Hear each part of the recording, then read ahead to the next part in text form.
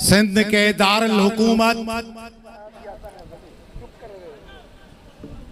सिंध के हजार लाखों सालों के वतन, पाकिस्तान के मुआशी मरकज कराची में इस अजीमुशान जलसयाम करने पर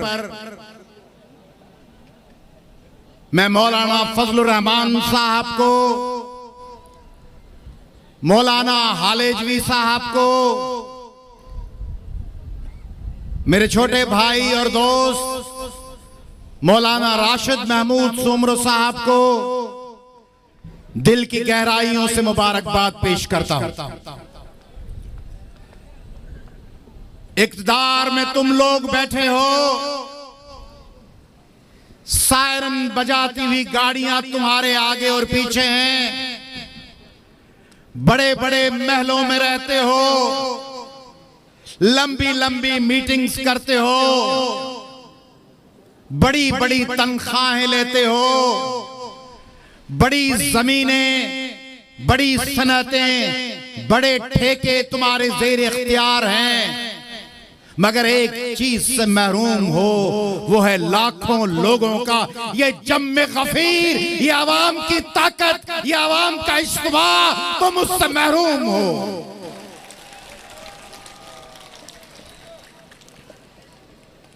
कब यारों को तस्लीम नहीं, कब कोई अदू इनकारी है, इस शहर तलब में हमने भी दिल नजर किया, जांवारी है। जब साज सलासल बजते थे, हम अपने लहू से सजते थे, वो रस्म अभी तक बाकी है, ये रीत अभी तक जारी है। जब परचमे जान लेकर निकले हम खाक नशी मक्तल मक्तल, उस वक्त से लेकर राज तलक जल्लाद पे हैबत तारी है। हम सहलंगार सही, लेकिन क्यों अहले हवस ये भूल गए, ये खाके वतन है जान अपनी और जान तो सबको प्यारी है। जख्मों से बदन गुलजार सही, पर उनके शिकस्ता तीर गिनो, खुद तरकश वाले कह देंगे ये बाजी किसने हारी है। बाजी तुम हार रहे हो, इक़्तिदार जीतते हो, मगर अवाम के दिलों की बाजी हारते हो। पैसे बटोरते हो, मगर जिल्लत तुम्हारा मुकद्दर बनती है। दौलत के हिसार में बैठकर अवाम के हुजूमों से डरते हो। इस इक़्तिदार पर ये लाखों लोगों का मजमुआ लानत भेजता है, उस मफाद परस्त इक़्तिदार पर। आज मैं यहां बैठा सोच रहा था, इस फलस्तीन के झूमते हुए परचम को देखकर, कि बाएं तरफ निकलो मौलाना फजलुर रहमान साहब, आप हमारे जदोजहदों के साथी हैं। आपकी क़यादत में एमआरडी में मेरे वालिद साहब और हम सब चले हैं। आप एपीडीएम में हमारे कायदीन में शामिल थे। आप उस दिन लंदन में थे जब मैंने वहां 7 जुलाई 2007 को वो अहम रेजोल्यूशन पेश किया था। आप हर मोड़ पर क़यादत के फराइज निभाते रहे हैं। आज मैं बैठा सोच रहा था, इस फलस्तीनी परचम को देखते हुए कि यहां से बाएं जानिब निकले ये पाकिस्तान, ये बांग्लादेश, मुस्लिम मुल्क, वो मलेशिया, वो इंडोनेशिया, और इस दाएं तरफ निकले Iran, Iraq, Turkey, Syria, Europe की तरफ चले जाएं तो अल्बानिया, बोस्निया, अफ्रीका की तरफ मुड़े तो मिस्र, लिबिया, अल्जीरिया, मारितानिया, मोरक्को, ट्यूनिस, जहां जाएं मुस्लिम ममालिक। दुनिया में 24.5%, 25% के करीब सारी दुनिया में मुस्लिम बसते हैं। 25%। एक अरब 80 करोड़ 1.8 बिलियन मुसलमान हैं। गिने हुए एदाद और शुमार के मुजिब जो मगरबी दुनिया ने गिने हैं, 1 अरब 80 करोड़ मुसलमान, 25% दुनिया की आबादी, 57 ममालिक मुसलमानों की हुकूमत वाले, और मुसलमान अफवाज की तादाद दुनिया भर में 55 लाख के करीब, 5.5 मिलियन अफवाज हैं मुख्तलिफ ममालिक की मुस्लिम अफवाज।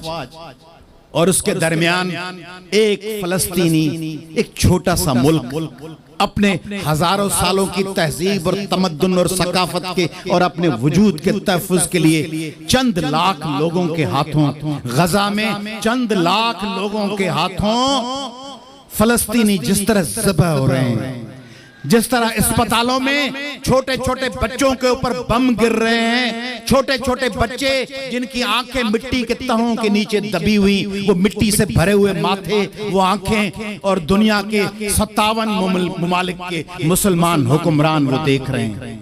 57 ममालिक के मुस्लिम हुक्मरान अपनी 55 लाख फौज के साथ देख रहे हैं, चश्मे बर्रा बैठे हुए हैं कि आलमी साम्राज्य हम पे कब दस्त शफकत रखता है, कब हमारे लिए कोई पैकेज, कोई मदद, कोई हमारी हिमायत करता है। उनमें वो गैरत, उनमें वो हमीयत, उनमें वो अपनी सेल्फ एस्टीम, उनमें वो अपने वकार, अपने बुजुर्गों की तारीख की कोई रमक कुछ भी नहीं है।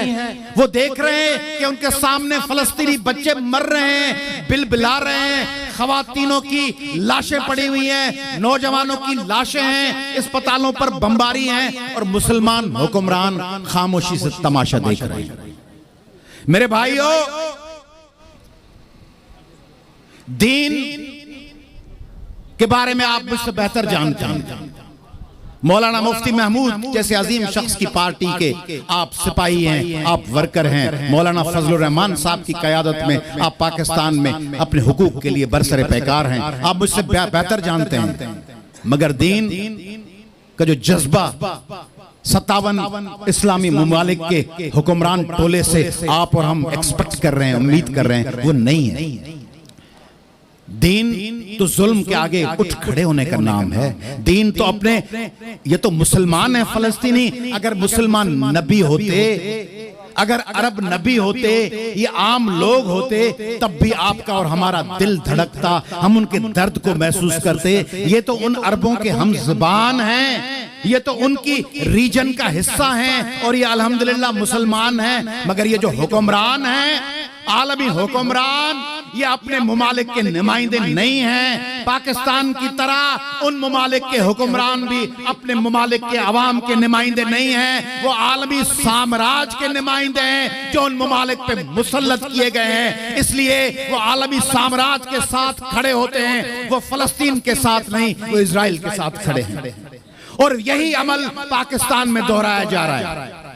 मैं मौलाना फजलुर रहमान साहब को जब भी सुनता हूं, मेरे छोटे भाई, मेरे दोस्त राशिद महमूद को सुनता हूं, मुझे बड़ी खुशी हुई थी उस दिन जब 2020 में सिंध के जजायर पर डाका डाला गया, तो उसके खिलाफ पाकिस्तान की मुल्कगीर सतह की कोई पार्टी नहीं बोली थी। मेरे ये बड़े भाई मौलाना फजलुर रहमान साहब बोले थे। सिंध की तरफ से जजायर के खिलाफ आवाज जजायर के सौदे पर मौलाना फजलुर रहमान साहब ने बुलंद किया था। मैं मौलाना फजलुर रहमान साहब से गुजारिश कर रहा हूं, मौलाना साहब, आप JUI के कायद हैं, आप एक वोटर और एक उम्मीदवार की हैसियत से KPK के लोगों के लिए भी बोलते हैं, आप पाकिस्तान के लिए भी बोलते हैं, पाकिस्तान के मजलूम लोगों के लिए भी बोलते हैं। मैं आपसे इस्तदा कर रहा हूं कि कुछ वक्त के लिए आप हम सिंधियों के लीडर भी बन जाएं, कुछ वक्त के लिए सिंध के साथ होने वाले जुल्म पर भी बोलें। और आप माजी में बोले हैं, मैं आपको बताना चाहता हूं मौलाना फजलुर रहमान साहब, सिंध जल रहा है, सिंध भूना जा रहा है। जिस तरह मकई के संग को, मकई के भुट्टे को भूना जाता है, इस तरह सिंध को हल्की आंच पे भूना जा रहा है। मौलाना फजलुर रहमान साहब, हम पाकिस्तान बनाने वाले हैं।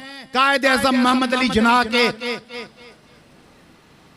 साथ इस वक्त जलसा आम जारी है। इस मोहम्मद अली जिन्ना ने झिरक की सरजमीन पे जन्म लेने वाले मोहम्मद अली जिन्ना ने जब इस पाकिस्तान के लिए अपनी खिदमत पेश की थी तो क्या उसको पता था कि उसके वतन सिंध, उसके गांव झिरक के आसपास की जमीनें लूट ली जाएंगी, उससे समंदरी बेल्ट छीन लिया जाएगा, उनका पेट्रोल, उनकी गैस, उनका तेल, उनके वसाइल, उनका कोयला, उनके पहाड़, उनके जंगलात, उनकी जमीनें सब छीन ली जाएंगी। क्या हमें यह बताया गया था कि तुम आ जाओ और जवाब में हम तुमको जरदारी साहब के रहम करम पे छोड़ देंगे जैसे वो चाहे, क्योंकि मुकाबला पंजाब में है, क्योंकि पंजाब में मुकाबला पीटीआई का और नवाज लीग का है, इसलिए पीटीआई और नवाज लीग के उस मुकाबले की बलि, उसकी कुर्बानी आप सिंध के लोगों को देना होगी। सिंध का सौदा करके सिंध को प्लेट में सजा के 2008 से मुसलसल पेश किया जाएगा हुक्मरानों को कि जैसे चाहे लूटें। अजमल सावंत कत्ल हो जाए, जान मोहम्मद महर कत्ल हो जाए, छोटी बच्ची प्रिया कुमारी अगवा हो जाए, फातिमा फरडो जैसी मासूम बच्ची की लाश हो, आपका गंदुम बिक जाए, आपके किसान गंदुम को बोकर उनकी 10,000 और 8,000 के बजाय उनको 2,000 और 3,000 की पैसे थमा दिए जाएं और आटा सस्ता ना हो, गंदुम गिर जाए मगर आटे की कीमतें वही रहें। उनको पता था कि ये कराची जो तख्तगाह है सिंध का, पाकिस्तान का मुआशी हब है, वहां हमारी माएं, हमारी सिंधी बोलने वाली, उर्दू बोलने वाली महाजर माएं, हमारी पंजाबी, बलोची, पश्तो बोलने वाली माएं, उनके बच्चे मोटरसाइकिल पे कराची के रास्तों पे निकले और उनको पता ना हो कि बच्चा वो सही सालम लौट के आएगा या किसी डाकू के हाथों वो कत्ल कर दिया जाएगा। कोई पता नहीं कि कंदकोट और जेकबाबाद, मौलाना साहब, कंदकोट, जेकबाबाद, कश्मीर, कंदकोट, घोटकी, खैरपुर, सक्कर, लाड़काना, जहां ये राशिद महमूद और नासिर महमूद गली गली घूमते हैं और उनका भाई अयाज लतीफ पली जो घूमता है और हमारे दूसरे साथी घूमते हैं। आपके इल्म में होना चाहिए मौलाना साहब कि गुज़िश्ता कई माह से कंदकोट, जेकबाबाद, शिकारपुर, घोटकी के देहातों में स्कूल नहीं चले, स्कूल नहीं चल रहे, बच्चा स्कूल नहीं जा सकता, डाकू घूम रहे हैं, टीचर रास्ते से उठा के कत्ल कर दिया जाता है, कोई पुरसान हाल नहीं, कोई सुनने वाला नहीं, क्योंकि एमएनएज, एमपीए और वुज़रा और अफसरान खुद डाकुओं को असलह ला के देते हैं, खुद वो असलह ला के डाकुओं को देते हैं। ये हशर है उन इलाकों का। और मौलाना साहब और आप, ये जो लाखों की तादाद में हमारे भाई जमा हैं, आपके इल्म में है, पता नहीं है, यकीनन होगा कि सिंध में 45 लाख बच्चे स्कूल नहीं जा रहे, 45 लाख बच्चे स्कूलों से बाहर हैं। सिंध में 11,000 के करीब स्कूल बंद हैं। सिंध में 50 लाख के करीब बच्चे सरकारी स्कूलों के बजाय प्राइवेट सेक्टर में, माँ बाप 20,000 कमाते हैं, 2,000 का बच्चों की फीस देके स्कूल भेजते हैं। माँ बाप के पास अपने बच्चों की तालीम के अलावा घर में एक पंखा चलाने के लिए, 2 सोलर प्लेटें लगाने के लिए पैसा नहीं है। सिंध को लूट कर तबाह बर्बाद कर दिया गया है। सिंध के अस्पतालों में रेबीज की, हेपेटाइटिस की वैक्सीन नहीं है। सिंध की अस्पतालें ठेके पे दी जाती हैं। मौलाना साहब, मुझे पता नहीं है, मैं जाता रहता हूं, मैं केपी के पंजाब में जाता रहता हूं, मगर आपकी तरह मैं बार बार वहां घूम नहीं सका, दौरे नहीं कर सका जिस तरह आपने तहरीकें चलाई हैं। मैं आपको देखता हूं, मैं अभी कह रहा था, आपके फर्जंद अर्जुमन से बात कर रहा था, असद महमूद साहब से, मैंने कहा कि जब कुछ नहीं था, जब कुछ नहीं होता, कोई उम्मीद की किरण नहीं होती, तो फिर बड़ी पार्टीज पीछे हट जाती हैं और मौलाना फजलुर रहमान साहब को कहा जाता है कि आप तहरीक चलें। फिर मौलाना साहब आके माहौल बनाते हैं, तवील और साबित कदम जदोजहद करते हैं, डट के खड़े हो जाते हैं, ऐवान अदल से कोई जाबराना कोशिश हो तब भी ये पेशकदमी करते हैं।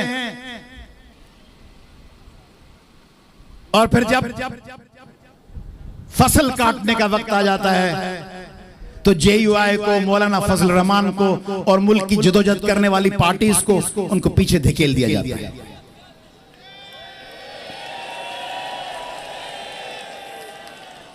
एक सिंधी में सिंध में एक ट्रेडिशनल किरदार है, एक मज़ाहिया और एक लोक किरदार है जिसको कहते हैं वतायो फकीर।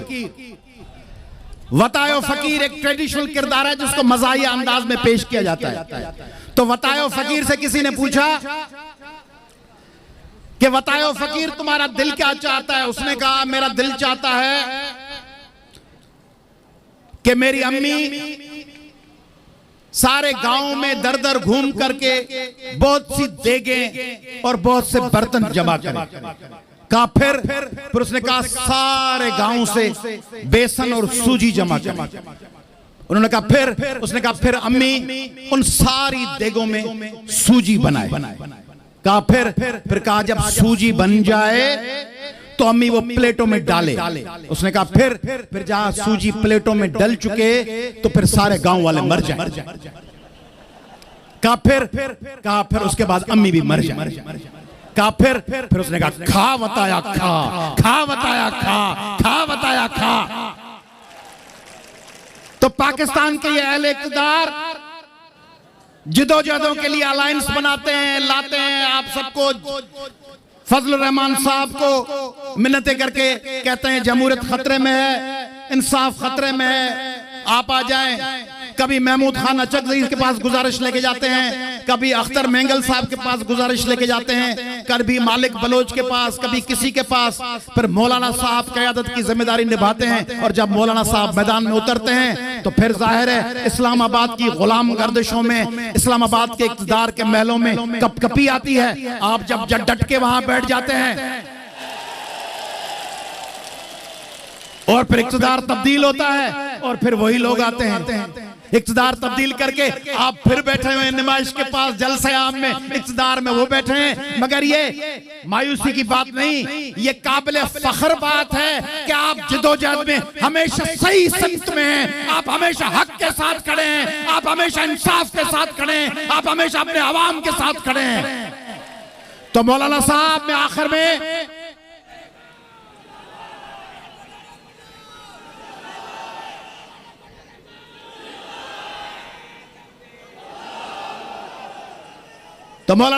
आखिर में आपसे गुजारिश कर रहा हूं कि आप सिंध का केस लड़ें। आप ऐवान इक़्तिदार को बताएं कि सिंध पाकिस्तान की गैस का 72% देता है। आप बताएं उन्हें कि पाकिस्तान के पेट्रोल की 58% पैदाइश सिंध से होती है। आप उन्हें बताएं कि 70% टैक्स इस मेरे शहर कायद, इस राजधानी, इस तख्तगाह सिंध से जमा होता है, कराची से जमा होता है। आप उन्हें बताएं कि दुनिया का 8वां सबसे बड़ा कोयले का जखीरा सिंध से निकलता है। आप उन्हें बताएं कि पाकिस्तान की शानदार कोस्टल लाइन समंदरी बेल्ट ये कराची और ग्वादर से होता हुआ केटी बंदर तक और शाह बंदर तक जाता है। और आप उन्हें बताएं कि उसी सिंध में माएं रास्तों पे भीख मांग रही है। 3-3, 4-4 हजार के कार्ड के लिए सिंध की माएं जो रास्तों पे नहीं निकलती थी उनसे भीख मंगवाई जा रही है। बच्चे रास्तों पे भीख मांग रहे हैं। उनके हुकूक के लिए आपको लड़ना होगा, आप सबको लड़ना होगा। जिस तरह हम पंजाब के लिए लड़ते हैं, जिस तरह हम KPK के लिए लड़ते हैं, जिस तरह हम बलूचिस्तान के लिए लड़ते हैं, आप सिंध के लिए आवाज उठाएं। आप उन्हें बताएं मौलाना साहब और आप सब, आप बताएं कि सिंध के लोग पाकिस्तान के साथ खड़े थे, पाकिस्तान के साथ चलना चाहते हैं, बराबरी के बुनियाद पर, मसावात के बुनियाद पर। पाकिस्तान हमारा मुल्क है। पाकिस्तान के इन 4 कमरों में एक कमरा कभी नहीं चाहेगा कि पूरे मकान की छत गिर जाए, क्योंकि उस मकान में चौथा कमरा तो हमारा भी है। मगर उस पाकिस्तान के चौथे कमरे में रहने वाले लोगों को कभी दहशतगर्दों के हवाले, कभी उनको करप्ट हुक्मरानों के हवाले, कभी उनको डाकुओं के हवाले, उनकी तालीम, सेहत, वसाइल सब लूट लिए जाएं, उनसे भीख मंगवाई जाए, उनका कोस्टल बेल्ट ले ली जाए, उनकी जमीनें ले ली जाए, उनकी इरिगेशन तबाह की जाए। इसके खिलाफ मौलाना साहब आप हमारा साथ दें। मैं आपसे पूछ रहा हूं, कराची के बाशिंदों, पाकिस्तान के बाशिंदों, सिंध के बाशिंदों, JUI के कारकुनान, अगर आप अपने इस भाई की इस राय से मुत्तफिक हैं तो मैं आपसे गुजारिश कर रहा हूं कि हाथ बुलंद करके बताएं कि आप सिंध के लोगों की लड़ाई लड़ेंगे, लड़ेंगे, लड़ेंगे। शुक्रिया, आपको मुबारकबाद इस अजीमुल शान जलसे की एक दफा फिर। मेहरबानी।